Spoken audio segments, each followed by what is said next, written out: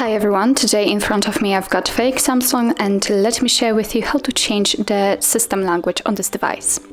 So first of all, we have to enter the settings, and now let's scroll in order to find general management.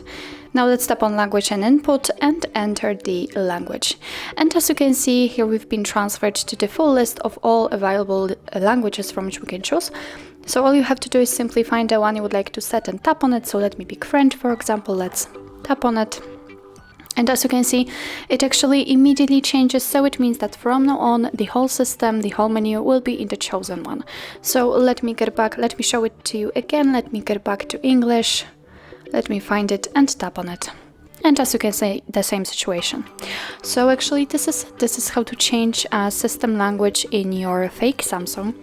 Thank you so much for watching. I hope that this video was helpful, and if it was, please hit the subscribe button and leave the thumbs up.